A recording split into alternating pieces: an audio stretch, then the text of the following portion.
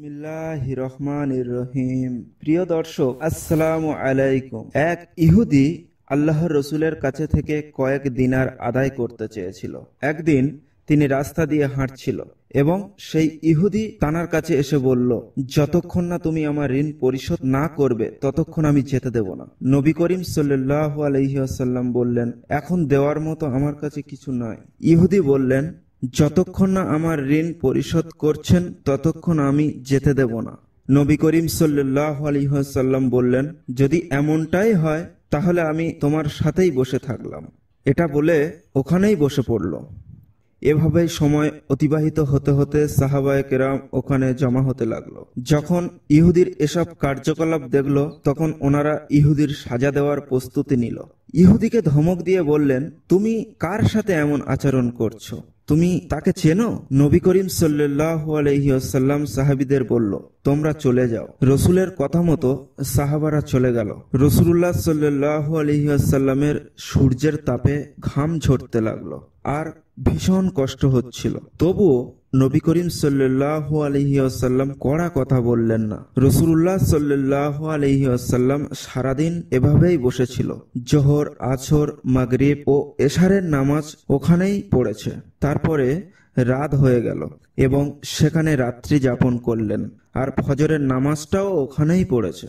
সাহাবারা তখন ইহুদিকে ভয় দেখাতে আর ধমকাতে থাকলো।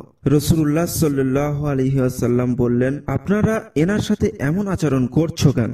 সাহাবারা বলল, ইয়া রাসূলুল্লাহ, এর এত সাহস কি করে হলো যে আপনাকে বন্দী বানিয়ে তার কাছে রেখে দিল? রাসূলুল্লাহ সাল্লাল্লাহু আলাইহি ওয়াসাল্লাম বললেন, আল্লাহ আমাকে এই জন্য পাঠায়নি যে আমি কারোর উপরে অত্যাচার করব। অন্যথায় যখন দিন এলো তখন ইহুদি ইসলামের বাণী পাঠ করতে বলল, আশহাদু আল্লা ইলাহা ইল্লাল্লাহু ওয়া আশহাদু আন্না মুহাম্মাদান আবদুহু ওয়া রাসূলুহু। কলেমা পাঠ করার পরে ইহুদি বলল, আমি আমার ধন সম্পদের একটি অংশ আল্লাহর নাম করছি, আর আমি আপনাকে এই জন্য আটকাইনি যাতে আপনি অপমানিত হন।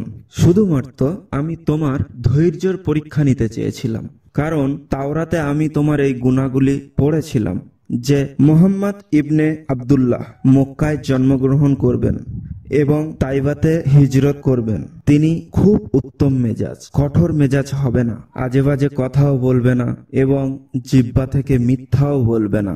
এইভাবে আমি আপনাকে এখানে রেখে নিশ্চিত করেছি যে তাওরাত সম্পূর্ণ সত্য কথা বলেছে। রাসূলুল্লাহ সাল্লাল্লাহু আলাইহি ওয়াসাল্লাম এইভাবে ইসলামের দাওয়াত দিয়ে গিয়েছিলেন। নবুয়াত প্রাপ্ত হওয়ার 3 বছর পর গোপনে গোপনে দাওয়াত দিতে থাকলো। আর পরে আল্লাহ পাক হুকুম করলেন, আপনি এবার থেকে খোলাখুলি ভাবে দ্বীনের দাওয়াত দেন আর মানুষদের আল্লাহর দিকে ডাকেন। যখন হজ শুরু হলো তখন সারা বিশ্বে আরব উপদ্বীপের লোকেরা মক্কার দিকে রওনা দেয়।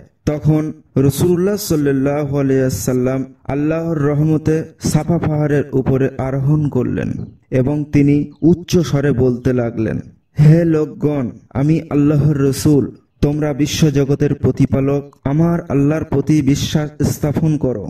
লোকেরা ওনার দিকে এগিয়ে এসে ওনার কথা শুনে আশ্চর্য হয়ে গেলেন আর তারা ইচ্ছা করতে লাগলো, কে এমন কথা বলছে? যেই হোক না কেন তাকে একবার দেখব। আবার রাসূলুল্লাহ সাল্লাল্লাহু আলাইহি ওয়াসাল্লাম সাফা পাহাড় থেকে নেমে মারওয়া আসেন।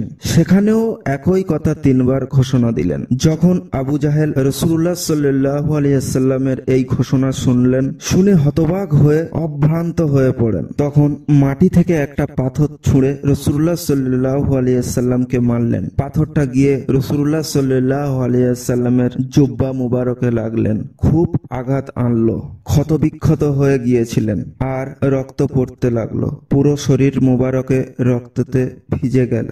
তখন সকল মুশরিকরা তাকে পাথর মারতে থাকে। রাসূলুল্লাহ সাল্লাল্লাহু আলাইহি ওয়াসাল্লামকে আবু কুবিস পর্বতে আরোহণ করতে বাধ্য হয়েছিলেন আর গিয়ে লুকিয়ে পড়লেন। মুশরিকরাও তার পিছু নেয়, কিন্তু এক সময়ে একজনও ব্যক্তি তাকে দেখতে পাননি। তখন তারা বাধ্য হয়ে ফিরে গিয়েছিল।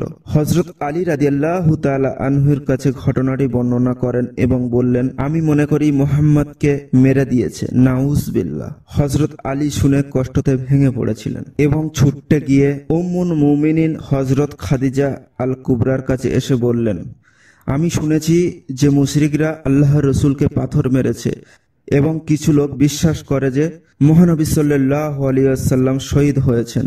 আপনি চলেন, তানার খোঁজ করতে হবে, আমার সাথে চলেন। বিশ্বাস আছে কোথাও না কোথাও তানার চিহ্ন পাওয়া যাবে। আপনি জঙ্গলের দিকে দেখুন, আর আমি পাহাড়ের পাদদেশে খুঁজতে থাকছি। খাদিজাতুল কুবরা কাঁদতে কাঁদতে বললেন, ইয়া রাসূলুল্লাহ, আমাদের উত্তর দাও, আপনি কোথায়? আপনার জন্য আমার জীবন উৎসর্গ। আপনি কোন বনের মধ্যে ক্ষুধার্ত ও তৃষ্ণার্ত পড়ে আছেন? আপনি আমাকে নিয়ে কেন যাননি? হযরতে খাদিজা কেঁদে কেঁদে বলছিলেন, কেউ আছো আমার নবী মুস্তাফার খবর দেবে? কেউ কি আছো ওনাকে দেখেছো আর বলতে পারবে? ওই সময় জিবরাইল আলাইহিস সালাম নবী পাকের কাছে উপস্থিত হয়েছেন এবং তানার পিছনে আরো অনেক ফেরেশতা ছিলেন। তিনি নবী সাল্লাল্লাহু আলাইহি সাল্লামকে বললেন, আল্লাহ আমাদের আপনার আদেশ পালন করার জন্য পাঠিয়েছেন। আপনি চাইলে আমরা এই জাতিকে ধ্বংস করে দেব এবং কোথাও তাদের নামের চিহ্ন দেখা যাবে না। তখন রহমাতুল্লিল আলামিন বললেন, আমাকে রহমতের নবী বানিয়ে পাঠিয়েছেন, আমি কারোর বদলা নিতে চাই না। আল্লাহ তাআলা ওনাদের সকলকে মাফ করে দাও। ওরা আমাকে চেনে না, চিনতেও পারেনি এখনো।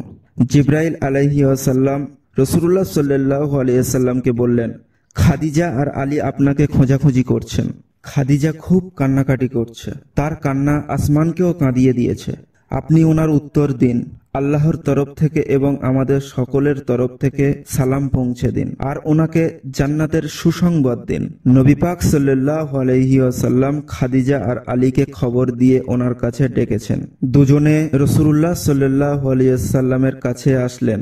ওনারা এসে রাসূলুল্লাহ সাল্লাল্লাহু আলাইহি ওয়াসাল্লামের ক্ষতবিক্ষত শরীরের উপর মলমপট্টি করতে থাকেন। মলমপট্টি করে বাড়ি নিয়ে আসলেন। মুশরিকরা তখন এই খবরটি জানতে পারলেন যে মহানবী সাল্লাল্লাহু আলাইহি ওয়াসাল্লাম বাড়িতে এসেছেন। তখন তারা বাড়িটাও ঘেরোয়া করল এবং পাথর বর্ষণ শুরু করলেন। হযরতে খাদিজা নবী করিম সাল্লাল্লাহু আলাইহি ওয়াসাল্লামকে রক্ষা করতে থাকলেন। পাথর নিক্ষেপে সামান্য বিরতি হতেই হযরতে খাদিজা ঘর থেকে বার হয়ে গেলেন এবং চিৎকার করে বলতে লাগলেন, হে কুরাইশ সন্তানেরা, তোমাদের চোখে কি পর্দা পড়ে গিয়েছে? তোমরা নিজেদের মহল্লার স্বামী স্ত্রীর বাড়িতে পাথর ছুঁড়ছ? তোমাদের আল্লাহর ভয় নাই? যদি আল্লাহর ভয় থাকে তাহলে লোকেদের হাসির সুযোগ করে দেবেন না এবং নিজের জন্য চিরন্তর অপমান ক্রয় করবেন না। খাদিজাতুল কুবরার এমন কথা শুনে অনুশোচনায় মাথা নত হয়ে গেল এবং তারা বিজ্ঞপ্তি ও অপমান থেকে রক্ষা পাওয়ার জন্য তাদের ঘর থেকে চলে গেল। নবী পাক সাল্লাল্লাহু আলাইহি ওয়াসাল্লাম ইসলামের দাওয়াত এভাবেই আস্তে আস্তে ধাপে ধাপে এগিয়ে নিয়ে গিয়েছিলেন। আজ তাই আমরা গর্বিত, বলে থাকি আমরা মুসলমান। তাই আমি আপনি ইসলাম পেতে পেরেছি। আশা করি ভিডিওটি ভালো লেগেছে। যদি ভালো লেগে থাকে তাহলে ভিডিওতে একটি লাইক দেবেন এবং আমাদের চ্যানেলটি সাবস্ক্রাইব করবেন পরবর্তী এইরকম ভিডিও পেতে। আসসালামু আলাইকুম।